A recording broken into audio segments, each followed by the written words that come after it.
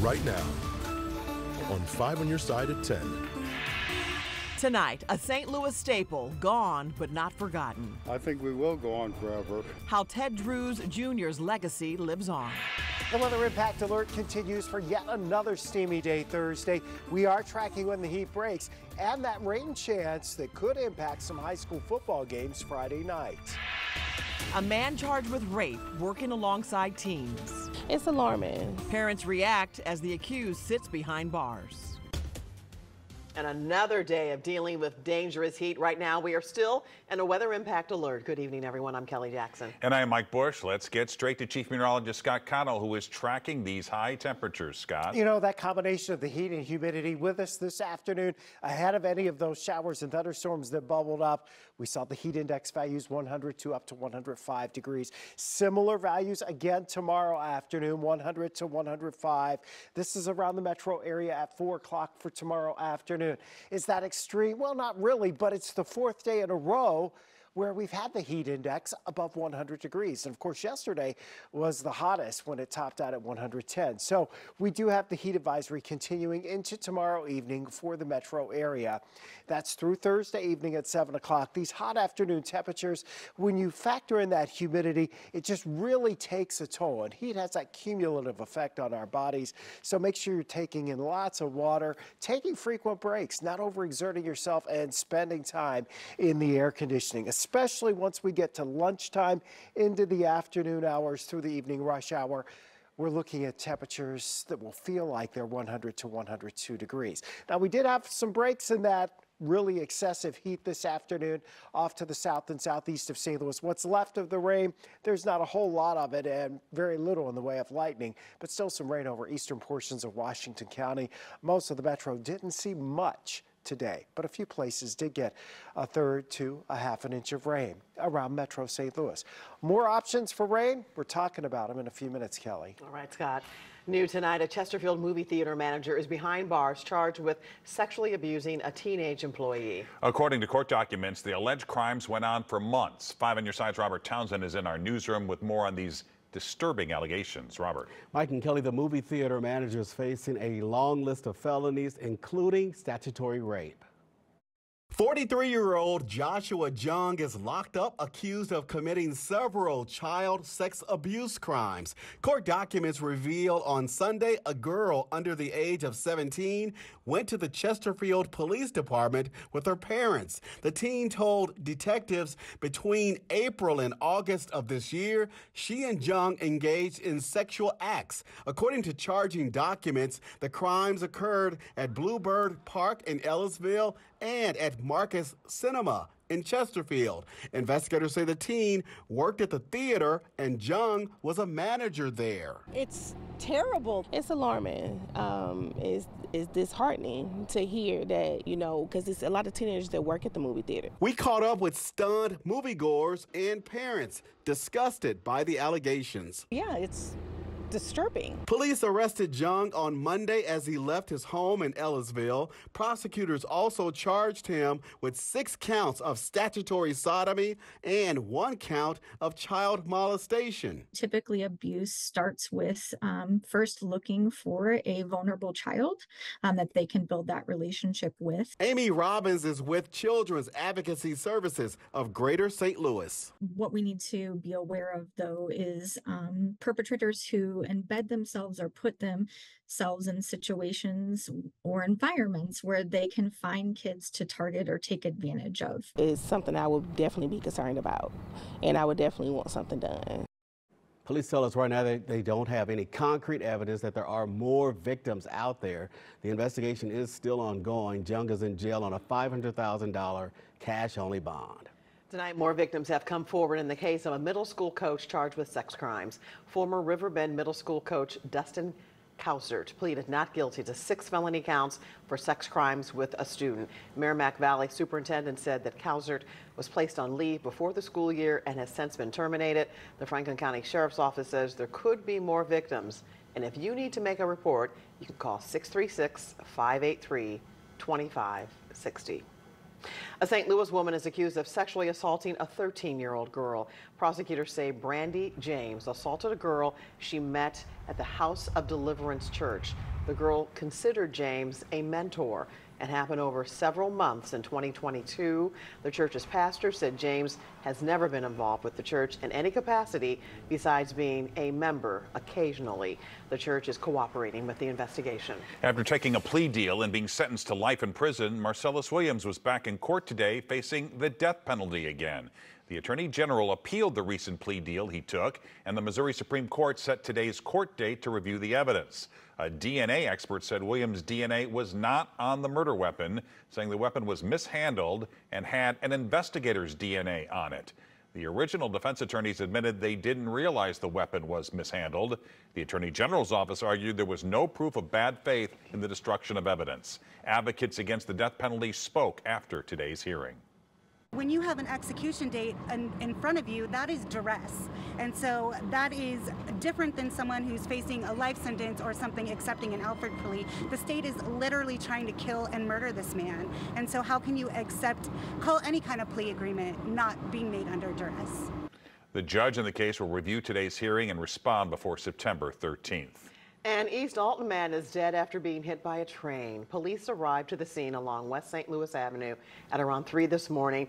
Investigators identified the victim as Ronreco Taylor, and it appears to be accidental. Both Amtrak and Union Pacific Railroad are cooperating with the investigation. Police are investigating after a van crashed into a Hazelwood business. It happened at the Riverdale Packing Corporation on Hazelwood Avenue. An employee tells 5 on Your Side her van was parked when another driver drove off the road and pushed her van into the building. In just a matter of days, Chesterfield Mall will be no more. Retailers there have until the end of the month to close up shop, making way for what developers are calling a downtown Chesterfield. 5 on Your Side's Brent Solomon has been following this story closely. He explains what will happen next. It's closing time at the structure that stood here for 5 decades. It is incredibly bittersweet. I was hoping you'd admit that. Yeah. Amber Westerson recalls not just the memories with friends, she even worked here. I was here when we tore down an old JCPenney building and built this 3-level wing that we're in now, which was a brand new food court, an AMC theater, Cheesecake Factory. That's where I stood with the developer behind the major rehaul to create a downtown Chesterfield. We're right in the middle of the park. There's a park in the very middle of the center that serves as the hub of the project.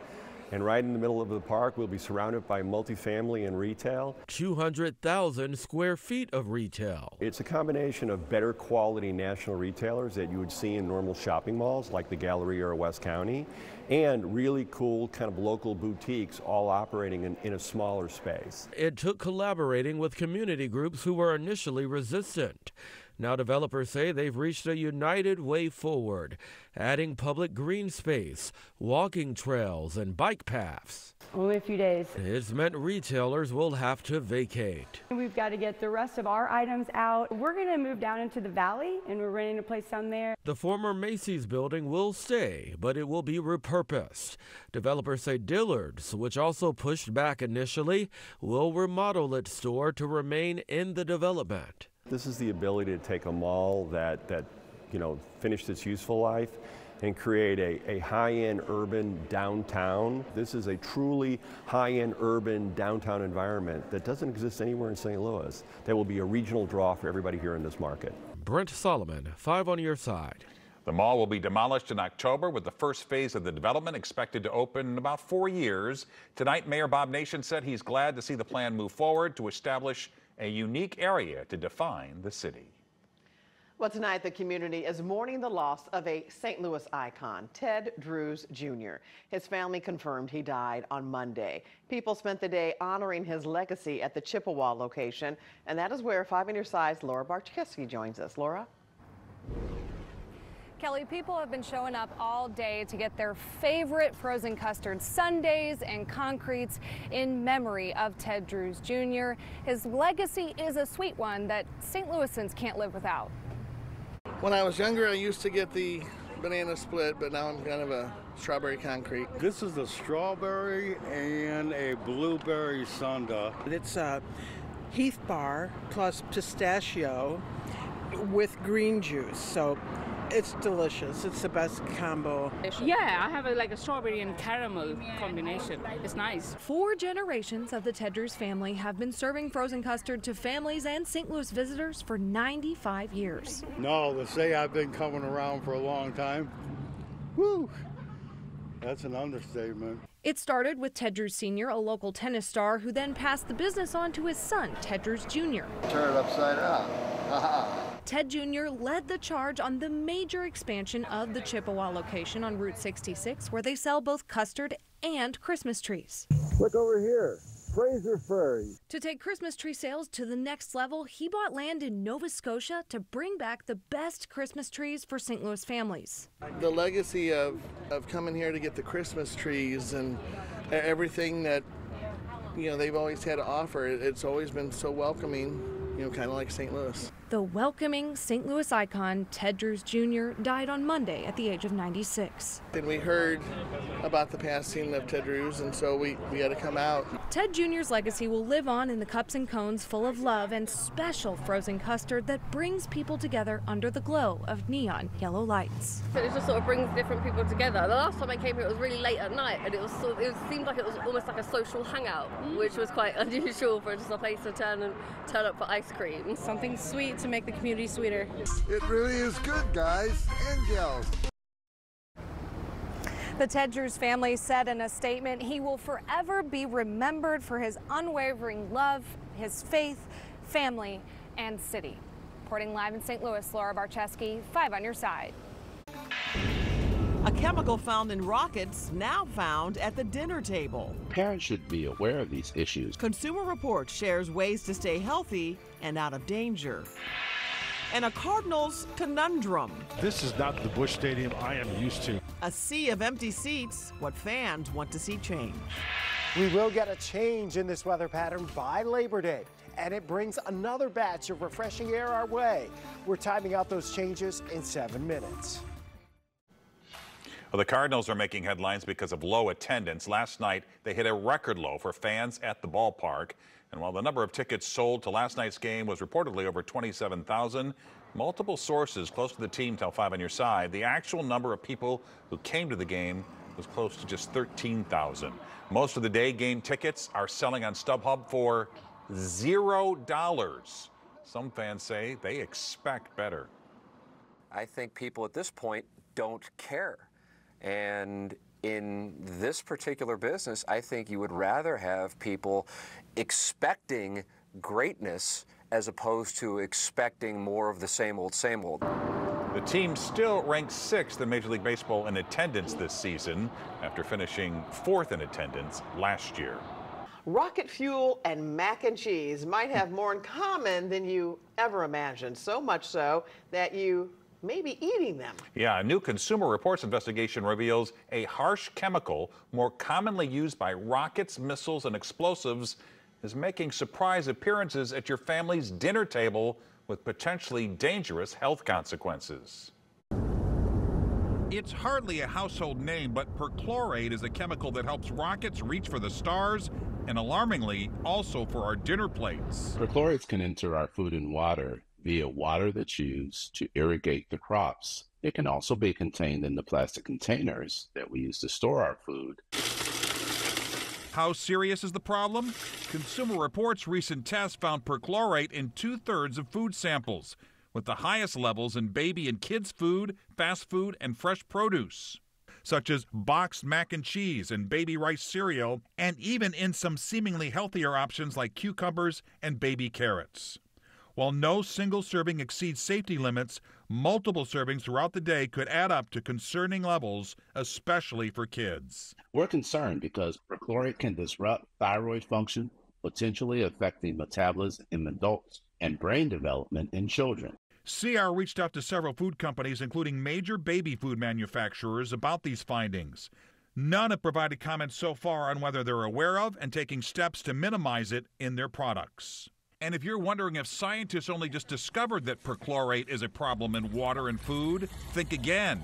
It's been a known contaminant for years. Unfortunately, while our federal regulators have known about this problem for decades, they have been slow to act. The EPA is now under court order to propose limits on perchlorate in drinking water by November 2025. So what can you do now to improve the safety of the food you feed your family? Parents should be aware of these issues, but should not panic. They can reduce the risk of these chemicals to their children by feeding them a varied and healthy diet. Also, getting adequate iodine intake to help offset the effects.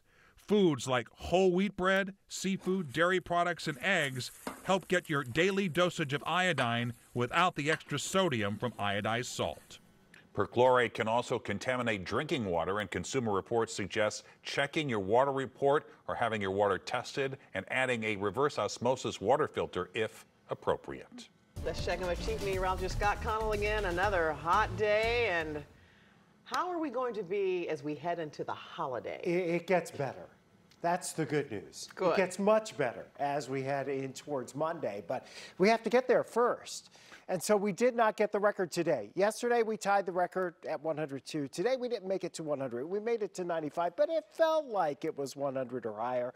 The low was 74. We managed to squeeze down this morning during a thunderstorm at Lambert into the mid-70s. Had we not had that, we would have stayed around 80. It will be hot again Thursday, and again, the only relief you get tomorrow would come in the form of an isolated shower or thunderstorm. And for most of us, that's probably not going to be the case. So again, we're drinking lots of water, limiting our activity, trying not to overexert ourselves outside, staying in the air conditioning as much as possible and out of that sunshine, keeping the pets and the children safe as well. Don't leave those kids in the car. All right, temperatures tomorrow, feeling like 100 from about lunchtime all the way through 5 o'clock. The good news is here at 10 o'clock tonight, for the first time this week, it's feeling like it's less than 90 degrees. 84 right now with a heat index of 87. Winds are light out of the south. We're going to stay in the 70s tonight. We've seen the showers and even a few thunderstorms. Well, there was some noise and a lot of lightning, even some heavy rain southeast of St. Louis. They've been weakening the last few hours, but that was rain-cooled air. Brought some relief to those of you farther to the south. What's left of that is scooting away as it pushes towards the Interstate 57 corridor and over towards Mount Vernon. The rainfall just this afternoon, early this evening, amounts between 1 and 2 inches down across St. Genevieve County and off to the east and to the northeast. Tomorrow, it's going to be hot. We know that. Temperatures are going back into the mid-90s. Heat index above 100 tomorrow afternoon. Yes, there's a break on the way. Friday won't be as hot. Clouds on the increase. We'll top out in the low 90s. Better chances for a little more widespread shower and thunderstorm action as we head into Friday afternoon and Friday evening ahead of a cold front that'll be making inroads across the region. It should press to our south over the weekend, and by the end of the weekend, it brings with it drier air. And so we'll get set for a really nice week next week. Labor Day looks absolutely outstanding. But tomorrow, it's still the steam bath. And the weather impact alert continues as that heat advisory remains in effect through 7 o'clock tomorrow night for the metro area. Could be some of those thunderstorms on Friday around and in the area of some of our high school football games, the first of the season. So we'll have to keep our eyes on the radar for that. Of course, the schools have procedures for that, so if they're in the area, we may have some rain delays Friday night. All right. Scott, thanks. Frank is here with sports. Mike, as we get ready for Mizzou's opener, we have big Cody Schrader news. Also, the Cardinals had a walk-off game, and we have Bob Costas on stage. This 5 on Your Side Sports Report is sponsored by Telly Tire and Auto Centers, driving your way since 1942. We've had a season to forget, but tonight we had a moment to remember in Game 3 of the 4-game series with the Padres. In the fourth, with the Cardinals down 2-0, the Lumberjack and Spikes, Luken Baker will crush one to the wall for a double. It will score Alec Burleson, and the Cardinals trailed it 2-1. Cardinals led 3-2 in the eighth. Kyle Higashioka takes Jojo Romero deep, and just like that, we're tied at 3. In the bottom of the ninth, Nolan Arenado, who's hitting over 300 this month, delivers again. Mason Wynn scores, and the Cardinals win a thriller 4-3. While the Cardinals' attendance has become a major story, or shall I say lack of attendance, the Mizzou attendance has also become a big story. Tomorrow night's opener is officially a sellout. It's the first home opener sellout in a decade. Over 62,000 will be on hand. The Tigers welcome in Murray State for what they hope will be the first game in a long, long season. They've done all the preparation, but the Racers will present a problem. They've brought in new offensive and defensive coordinators, so the game film from last year does Mizzou no good. So Coach Drink's team will make this game about themselves. I think we're battle ready. We've tackled live more than we ever have in any camp. We've got more practice reps this camp than we've had the previous 3 seasons. We've put in more situational football time than we have in any previous 3 seasons, but now it's about 11 guys putting it together against an opponent who's got a say in the outcome too. Speaking of Mizzou, Cody Schrader spent the preseason with the 49ers. He will spend the regular season with the Rams. The 49ers were going to offer a practice squad spot to the Pride of Lutheran South. The Rams offered more. It's a contract of 3 years with a 4th-year option worth almost $4 million. This would almost make me root for the Rams, almost.